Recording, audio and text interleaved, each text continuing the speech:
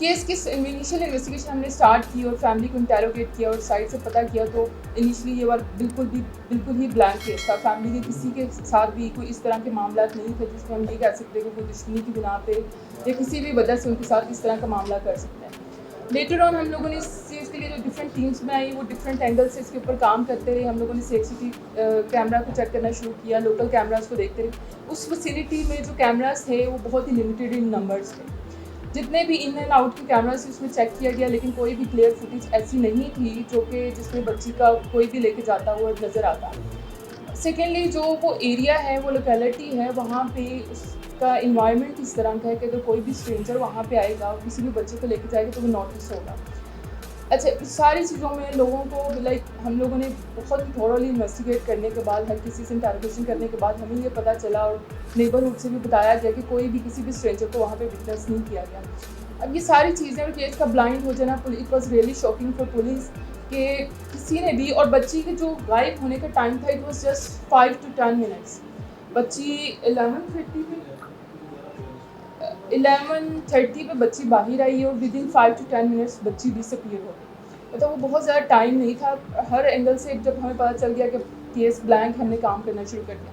But eventually जब थोड़ी सी हमें इसमें नहीं लीड मिल रही थी तो हम लोगों ने हाउस टू हाउस सर्च करने का सोचा, क्योंकि ना वहाँ पे कोई CCTV फुटेज में वो जाता दिखाई देता था, ना ही वहाँ से कोई लोकल इन्फॉर्मेशन मिल रही थी। जब हमने हाउस टू हाउस सर्च किया, ड्यूरिंग सर्च हमें एक सस्पिशियस बंदा मिलता है जो कि उनका इमीडिएट नेबर था। उसको पुलिस ने अपनी हिरासत में लिया और उसको इंटेरोगेट किया। इनिशियली उसने बिल्कुल भी इस चीज़ को एक्सेप्ट करने से मना कर दिया कि मैंने इस तरह की ना तो किसी चीज़ में इन्वॉल्व हूँ, ना ही इस चीज़ का नॉलेज है। इसी दौरान में पेरेंट्स को एक अननोन फ़ोन नंबर से कॉल आती है जिसमें उनसे उनकी 20 लाख तवान का मुतालबा किया जाता है। जब हमें वो नंबर्स मिलते हैं पुलिस को, उसके ऊपर हम अपनी टेक्निकल टीम पूरी काम करना शुरू करती हैं। जितने भी वो नंबर उस से राब्ते में थे उन सारों को हम पकड़ के इंटेरोगेट करते हैं। बट इवेंचुअली पता चलता है कि वो जितनी भी कॉल्स हो रही थी वो फेक थी, और वो नंबर जिसकी ओनरशिप थी, जब उनको भी अच्छे तरीके से इन्वेस्टिगेट किया गया तो वो लोग इस तरह की एक्टिविटी में इन्वॉल्व ना पाए गए और ये पता चला कि मोबाइल कहीं चोरी हुआ था। अब ये फर्दर एक चैलेंज हो गया कि अगेन भी केस ब्लाइंड साइड पे चला गया। एनीवेज जो मुलज़म हमने पकड़ा था, जब इसको फर्दर इंटेरोगेट किया और उससे थोड़ा सा पूछताछ की गई तो at that time he accepted कि जी मैंने ये काम किया है, क्योंकि मेरा इसके फादर के साथ कोई फाइनेंशियल लेन देन चल रहा था और इस वजह से मैंने इस बच्ची को किडनैप किया और इसको इस वजह से मैं उनसे पैसे वगैरह क्लेम करने के लिए उसने ये सारी हरकत की।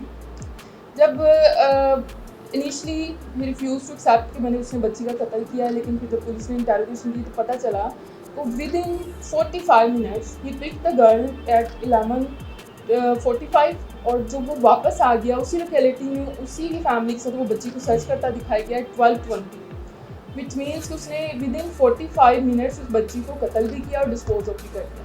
और जो बच्ची थी उसको उसने पुलिस को रिपोर्ट होने से पहले ही कत्ल कर दिया। किसी गॉट पैनिक तो उसने जो, अगर आप जाएँ इचो गिल वाली साइड पे BRB केनाल के साथ वहाँ पे एक वीरान सा एरिया है, वहाँ पे उसने बच्ची का गला दबा के उसको कत्ल करके डेड बॉडी वहाँ पे फेंकी, which is around 6 to 7 kilometre away from the police station. और वहाँ पे वो उसको डंप करके तो वापस आ जाता और फिर उसी की बच्ची की फैमिली के साथ आके तो वो उसको सर्च ऑपरेशन में लग जाता है, इसलिए कोई उसके ऊपर उस तरह से सस्पिशन भी रेज नहीं हो रहा था। और जब उससे मोबाइल वगैरह का पूछा गया, इस सारे टाइम में जो मुलज़िम था वो पुलिस के साथ ही मिलके और उसके पेरेंट्स के साथ ही मिलके बच्ची को सर्च भी करता रहा। वहाँ पे उसको किसी तरीके से पता चला कि जिस नंबर से वो कॉल कर रहा था पुलिस उसके ऊपर बहुत काम कर रही है और किस तरीके से ट्रेस हो सकता है। इमीडिएटली उसने उस चीज़ का फ़ायदा उठाया। उसको जब ये इन्फॉर्मेशन मिली कि कहीं मैं पकड़ा ना जाऊँ, तो जिस नंबर से वो तवान की कॉल्स कर रहा था उसने उस मोबाइल को BRB में जाके डंप कर दिया so that he could not be traced. फिर उसके बाद हम लोगों ने उससे जब इन्वेस्टिगेशन की, उससे बच्ची की बॉडी के बारे में पूछा। इनिशियली हम सस्पेक्ट कर रहे थे कि there may be someone else जो कि इसको असिस्ट कर रहा है, क्योंकि इतने शॉर्ट टाइम स्पेन में बच्ची को पकड़ना और फिर उसको गायब करना वाज नॉट पॉसिबल। लेकिन उसने इस चीज़ में एग्री भी नहीं किया और बट उसके साथ कोई इसमें असिस्टेंस दे भी नहीं रहा था। तो उसने इनिशियली अपने जुर्म को छुपाने के लिए जब हम उससे पूछते रहे कि उसने बॉडी कहाँ पे डंप की है, तो वो हमें बताता रहा कि मैंने BRB में केनाल में की है। उसके बाद हमने पूरी BRB केनाल को जब सर्च किया और उसमें कहीं से भी हमें बॉडी नहीं मिली टिल इंडियन बॉर्डर, हमने BRB केनाल को सर्च किया ये पुलिस मिल के रेस्क्यू 112 के साथ ये काम करती है। फिर जब हमें वहाँ से कहीं भी बॉडी भी नहीं मिली और बच्ची की कोई चीज़ नहीं मिली तो हमें ये हो गया कि पुलिस को मिसलीड करना है।